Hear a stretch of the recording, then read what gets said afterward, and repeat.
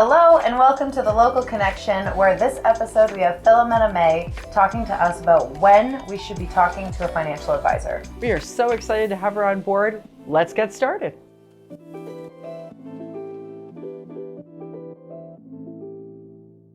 Welcome to The Local Connection with the Givlin Gals, where we unravel the secrets of successful marketing with passion and purpose. I'm Jen, your guide through the dynamic world of business strategies. Thank you so much for being here today and tuning in with us today. And thank you so much, Filomena, for coming all this way down to give us your expertise and knowledge. How are you today? Thank you so much, Victoria. Doing great, thank you. How are you? I'm fantastic. I have a question for you. I'm sure you didn't wake up as a 3-year-old and go, I want to be a financial advisor, a senior financial advisor. I need to really start this now. What was the epiphany moment that had you go, yeah, you know what, this is for me? You know, it's funny, I always saw myself behind a desk. Like, you know, the little girl, like one day I'm gonna be in this like white suit behind a desk. So I didn't know what it was. So that was like my vision. But then going through university, when I got my degree, I was initially going to go into the tourism industry and go into management. So did that coming fresh out of university. And it seemed like a struggle, you know, when you're just starting out and no one really believes in you and you're just, so I'm like, I was just thirsty for knowledge. So I would go deal with the controller and work on the budget for a large hotel firm in town that's a worldwide chain. And then I'd go talk to operations, marketing, housekeeping, looking at how can I, even within the engineering department, how can I bring more to the table? And I'm like making next to nothing, but I'm like, I'm bored. Like, and this female hired me and I was like, oh, this is cool. First job out of university, and then a male took over and he got rid of her and then got rid of me because he said a man doesn't belong in the engineering department. So that was my epiphany moment when I'm going home crying, saying, there's gotta be more to this. I put my resume out on Workopolis, and this is when the internet was fresh, and I'm like, I remember. Did my resume actually make it out into the universe somewhere? So 3 weeks later, I actually got a phone call. I'm like, okay. Worked. And like, would you like to come interview for a financial advisor position? I said, what's that?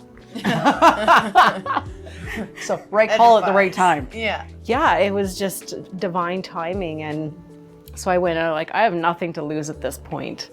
So just fresh out of school, I was married. So, you know, with both incomes, I was still working at the other place, just cut my hours in half and interviewed, did this 2-hour exam. And it was like personality, like, would you actually be a good fit for this career? And they said, you'd be amazing. So 4 interviews later, it was like being put through the ringer. And they said, if you want it, you've got it. But there's a training class that starts in a month. So if you want, you have to take 3 exams and pass them in that time. And they're normally 6-month exams. But no pressure. No. But I'm like, you know what? I'm fresh out of university. I can do this. Yeah. So in worst case, I'd have to wait 6 more months. So 3 weeks later, I wrote all exams, passed, off I went to training. And to this day now, there's only 2 of us out of 40 that started at that time. Wow. Wow. And didn't you just recently celebrate an anniversary? Yeah, 10 years at Raymond James, 21 years in the industry. So That's amazing. That's fantastic. I mean, it's an industry that is very male dominant, especially at the level that you're at. So congratulations on that longevity. That's something that you should be really, really proud of. Victor, Absolutely, yeah. I think you had a question for Filomena. I did, but just being able to say, you know, you can't tell me what I can or can't do, and I'm gonna, pave the path and do it anyway and go my own way is outstanding. And then all those obstacles are in your way, and you're just keep trying these different things, seeing where you fit, seeing what really suits you and where you're happiest. So good for you. That's amazing. I always say it's, you know, you're faced with adversity, but you have to look at it as maybe you're just meant to go on a different path. Yep. And so every time that happens, whether it was career, relationship, whatever, and you think it's such a bad moment, it actually ended up being a positive. Yep.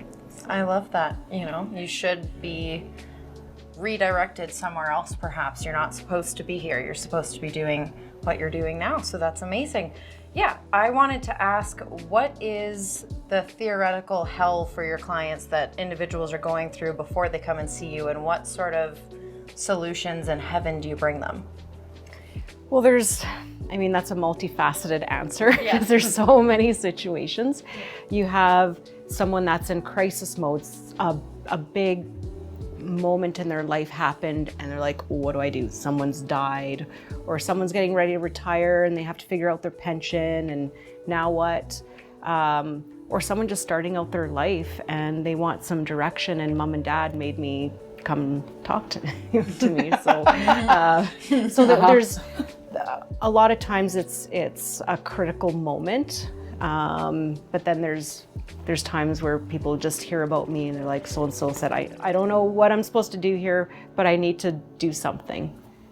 So is there something specific you would say, you know what, at this point, if you're hitting this type of crisis, or if you're starting to feel that overwhelm, or if it's waking you up in the middle of the night, you should call me. I would speak to you. So what type of symptoms would somebody be feeling financially when they should be going, okay, this is stop waiting, stop trying to solve it yourself, because we all try to solve things ourselves. Well, big one's divorce. Okay. It keeps, should I do it? Should I not? Am I financially ready to do it?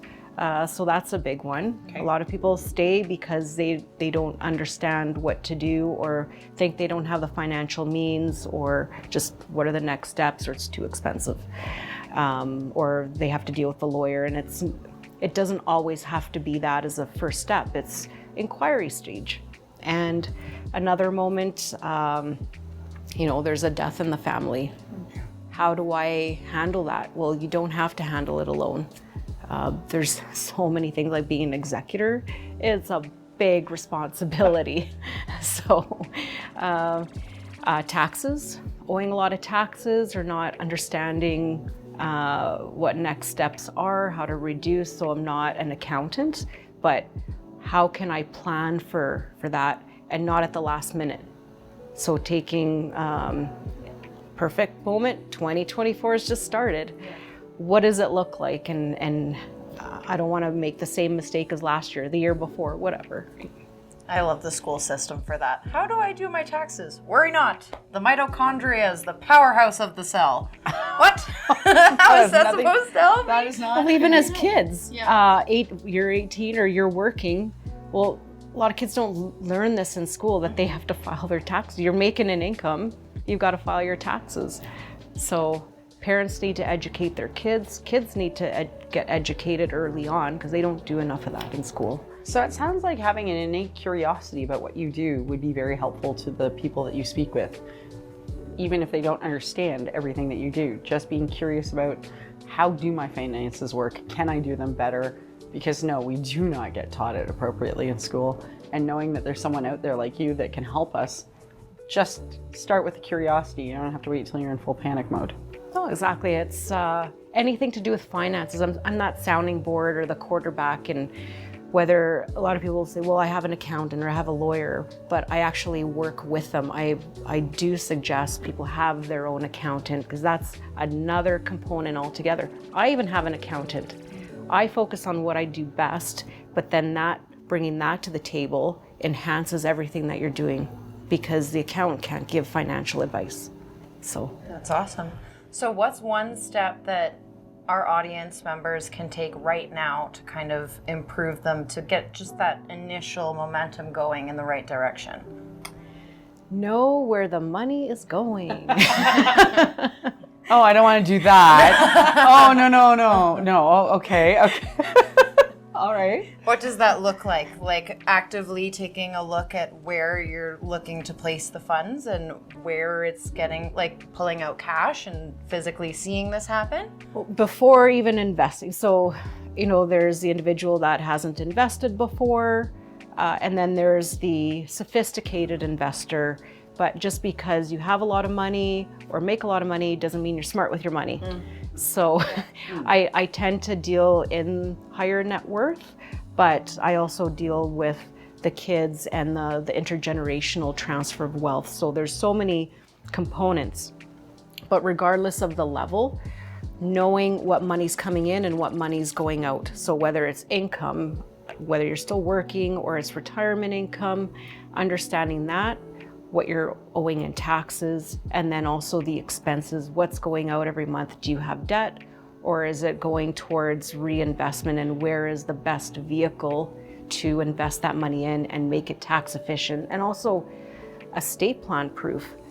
We have blended families now. I mean, that's the norm. So how do we set ourselves up so we're not making mistakes and it's too late when someone passes? So we live in a society now where we tap money out of our account rather quickly, and we might not always follow the flow of where it's going, but when it's gone, we're kind of looked up and we're surprised that it's gone.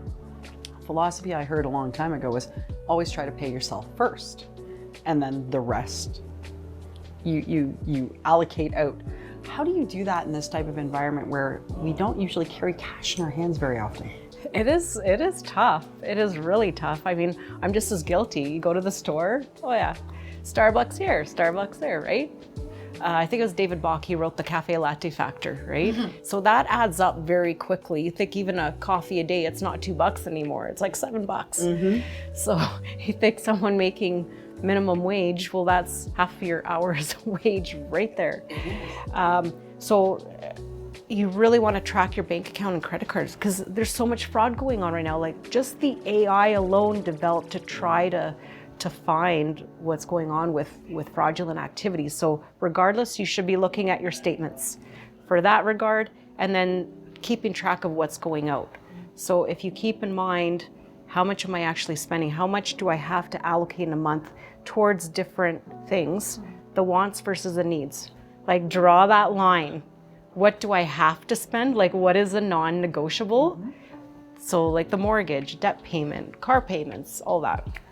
And then what is the wish list? Well, shoes is on the wish list. The shoes, the purse, yes. Exactly. So that is the first thing. And so when you know what you're making after tax dollars, so even you're like, oh, I'm making $100,000 a year. Well, is that before tax or after tax? And when you divvy up the pie, what does that actually equate to? Because then there's benefits. So you look at, if you're an employee, all the different deductions at the end of the day, you're not actually getting that money. So really knowing what's going in and going out. That's the base of financial planning in a nutshell. From there, that's where you can start making the smart decisions and the allocations and working with as a family unit to see how should we best utilize that money. I love that advice, and I love your visual of a pie chart looking at it. And yeah, we always go, well, I make this much money, but really at the end of the day, that's not what you're taking home. So I think that's fantastic. Yeah, thank you for sharing. So what other communities do you like to serve, and what's maybe another business that you love to support, and can you tell us about? Well, there's so much going on in the city. This is what I love about Calgary and everyone's generosity. So I love to help out in different areas. It's not always the same. I personally am the president of my cultural society, so Calabria, which is southern Italy, so we raise money for scholarships and really promote the community, but we're also trying to give to other people in the community, so it's not just about us, it's about expansion. I also sponsored the Bear Spa Christmas Market this last year. That was really fun. That was really fun being a member of that community. Just getting to know the people, like that's part of what I love as far as philanthropy or giving or sponsorship, is getting to know the people and what can we actually do out there in the world as a collective, not just what can I do, but what can we do together. And then there's so many people coming to this country, so many people that need help. So I've had some great conversations with charities out of that community this week that are finding me because they know I love connecting people. And then mental health is a big one. And I've seen it in my practice. I've seen it with friends, family. It's, we can't escape it. And so I have done work with the Center for Suicide Prevention, and in September we're doing the Run for Life again, so I'm going to be part of that and getting support with that. And another one, and even during the pandemic and even the aftermath, mental health, domestic violence is a big one. That's incredible. Now there's so many things that you do. How can people, if they want to learn more, reach out and get in touch with you? Pretty easily. So I'm all over social media. You can search me, Filomena May, but you can reach me on my website, filofinancial.ca, or Facebook, Instagram, LinkedIn. I have a YouTube channel for those of you that want some educational pieces, but feel free to reach me. Thank you so much. We really appreciate having you here today. Thank you. I appreciate being here. Thanks for tuning in to another episode of The Local Connection. Remember, implement those marketing gems and watch your business soar. I'm Jen, signing off with inspiration. Until next time.